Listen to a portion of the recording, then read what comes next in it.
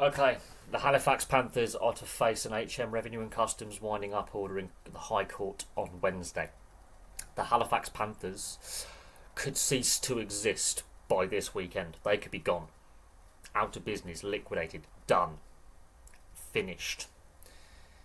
And obviously, we know about Whitehaven's struggles as well this season, and their crowdfunding, their financial issues, and the players threatening to refuse to play and fulfil their fixture list. We know that Wakefield have stepped up to ensure they have funds to at least to complete the season. Wakefield have donated some money to their fundraising campaign. It's a significant sum of money that Wakefield have donated to Whitehaven, so the players can get paid and the non-playing staff at the club can get paid. But if Halifax do go bust, I fear there's going to be a knock-on impact to other clubs as well. The contagion will spread. It will also impact the final championship table. It will. Now, I've made my concerns very clear in my previous rugby league video I did last week, where I voiced my concerns about the situation. And I fear that Halifax will not be the last club in this situation within the next 12 to 24 months. And it appears to me that the IMG grading system is part of the problem. Clubs just can't afford to reach the standards that the RFL want them to reach. They want to get as many clubs to grade A and as many clubs to grade B status as possible. Now, as a London Broncos fan, we were buggered before the season even started with this grading criteria, even though by merit we had made a return to the Super League. By merit, the IMG grading criteria is farcical how they graded some of the clubs. It really is, and I have fears not only for the London Broncos if and when we do get booted out of Super League for my club's future, but I have concerns for some other clubs in Super League. I have concerns for other clubs in the Championship and League One. We've seen the Newcastle Thunder go bust and reform. We've seen the London Scholars drop down to amateur status. They can no longer afford to be classed as a professional club. They can't afford to do it. The money is not there in a gate-driven sport. The TV deal is crap. And the TV deal the RFL signed with the broadcasters is a joke. Absolute joke. It's worth less money than the last one for more games.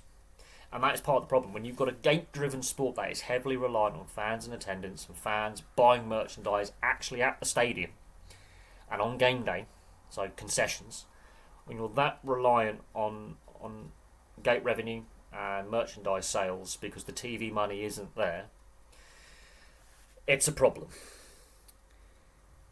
If, it's a big if, Halifax survive, it would be a miracle. But if they do go bust, which is looking very, very likely, I fear for the future of the game.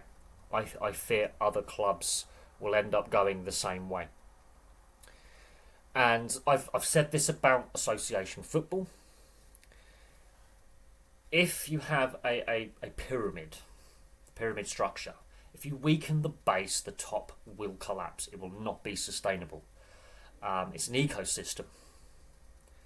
And with what the RFL and IMG are trying to do is basically ring fence the Super League. They tried that before. It was disastrous. They stopped doing it for a reason. The franchising licensing model did not work.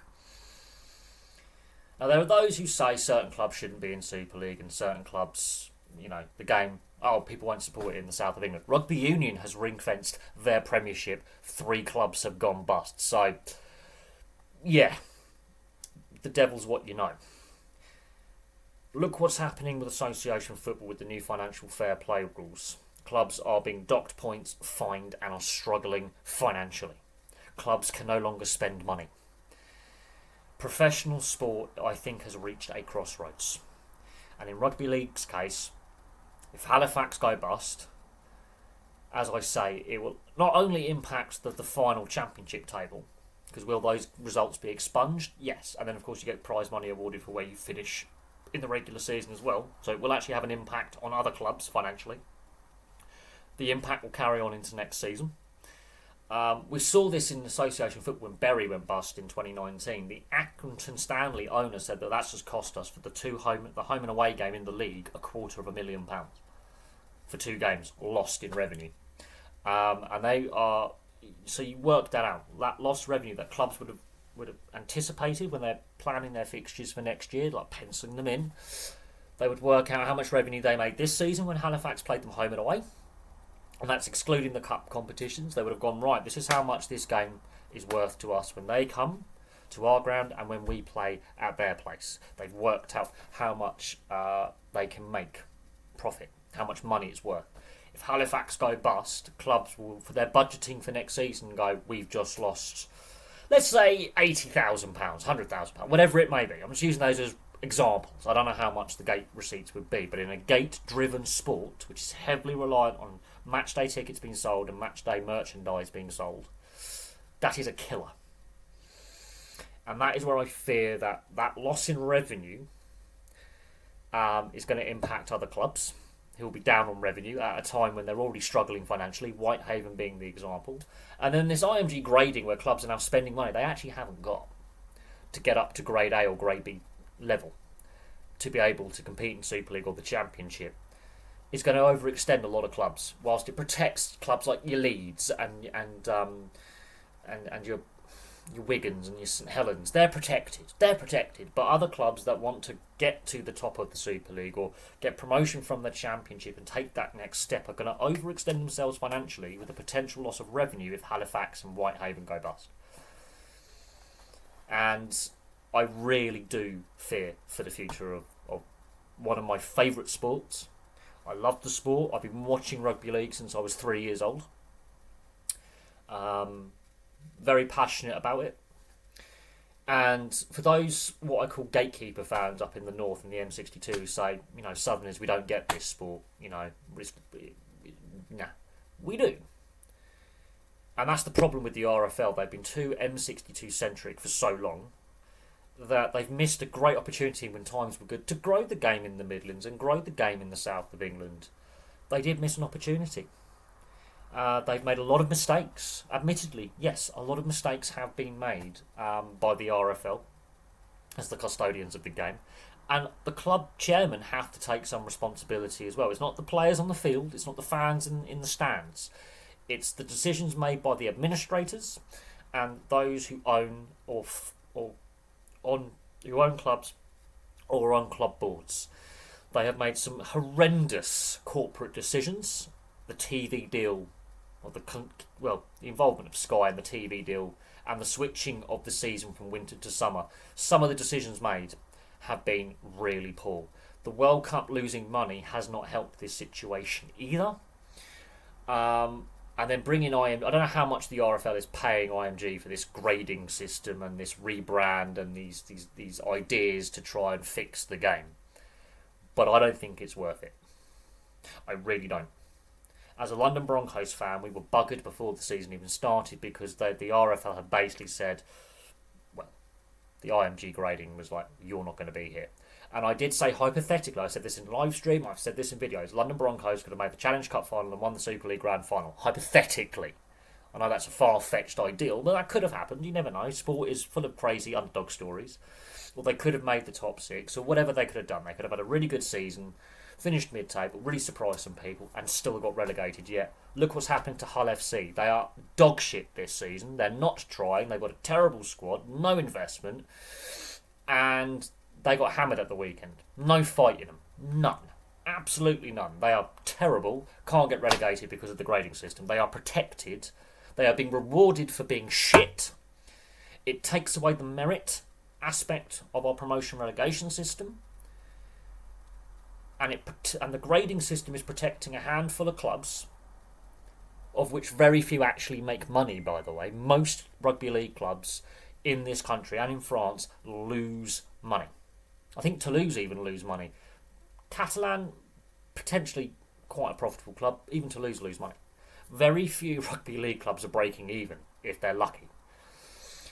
And this grading system is protecting some of them from failure, when it is very clear and obvious that they've been badly run and made some really bad decisions, and they are being rewarded for being badly run and making bad decisions and also playing like dog shit.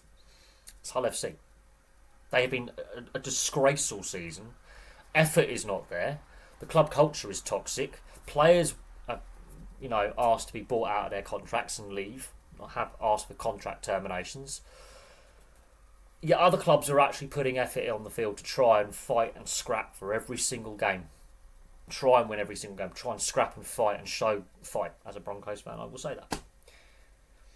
And then you've got clubs like Halifax, one of the oldest clubs in the game, facing going out of business. Whitehaven from Cumbria. Cumbria, I think, is underrepresented in regards to the top level. Whitehaven having to crowdfund for their existence.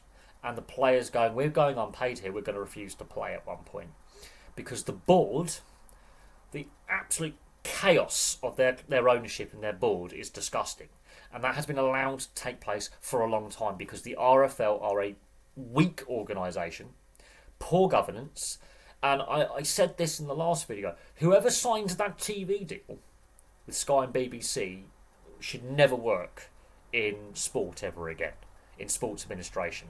They have mugged themselves. Sky and BBC, I've got nothing against the broadcasters for wanting to negotiate a good value deal for them. For them. On their side of things, they've negotiated really well. They've got a bargain. On the RFL side of things, that is a joke. That's causing even more financial harm to a gate-driven league. The broadcast rights are not worth a pittance. They're not. And I really do fear that if Halifax go tits up, other clubs will follow in the off-season. I really do think that's going to happen, potentially. If not in the off-season, at some point next season, we're going to see another Whitehaven situation, or another Widnes, for example, who went to administration a few years back, did a video on the channel, it's up on the channel. Another Bradford Bulls, a bigger club, bigger than Halifax, potentially more successful than Halifax, will be in the same position because they've been forced to overextend themselves financially to meet the IMG grading criteria, which protects a handful of clubs that actually make money.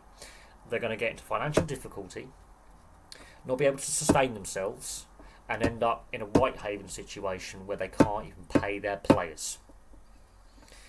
Or we could have a Widnes or a Bradford Bull situation where a big club of that kind of standing in the game has to enter administration. Now, yes, some of these clubs have been badly run. Other clubs just are not making money. They're gate-driven. Their stadium infrastructure is needing investment. They can't afford it because the TV deal does not pay enough. And the fan base, and look, rugby league fans are a brilliant fan base. It's a brilliant family of fans from all over, not just in this country, but in France, Australia, New Zealand, other up-and-coming nations where it's still classed as an amateur game, but they want to take that next step. Rugby league fans are brilliant. Unfortunately, a lot of rugby league fans are not from wealthy backgrounds. They do not have a lot of money. They don't have money to buy tickets. To go to a game is expensive. There is a cost of living crisis, and I fear that the RFL, when times were good, in the 90s and the 2000s, didn't invest their money wisely, didn't save their money for a rainy day, and clubs were also run almost hand to mouth. Bradford Bulls. And other sports are going the same way. This is not just a rugby league problem. But I do fear for the future of the game. We'll have to see what happens on Wednesday and going forward for Halifax, but the clock is ticking for a positive outcome, and it's going against them. The sands of time are going against them. So that's my views on it. I know it's a bit more of a rant, this video, but a sport that I love is being destroyed by the people governing it, and I fear for the future of the sport. No faith in the RFL, no faith in IMG, and I fear that other clubs will end up like Halifax and Whitehaven within the next 12 months. We are going to have another Widnes situation or another Bradford situation on our hands. We're going to have another Newcastle Thunder going bust and having to reform. We're going to have another London Scholars having to go to amateur status, or another Toronto Wolfpack being a very expensive failure. And the powers that be are not fixing the problems. They've allowed the problems to fester with weak governance, much like football on a smaller scale, but much like football and rugby union, the club game is in crisis. The international game isn't much better, but the club game is in an absolute mess and has been for some time. COVID just sped up the problem. But that's my 2 cents on the whole situation. Place your thoughts in the comments section below. I'll have some more content, hopefully of a lot happier nature for you guys very, very soon.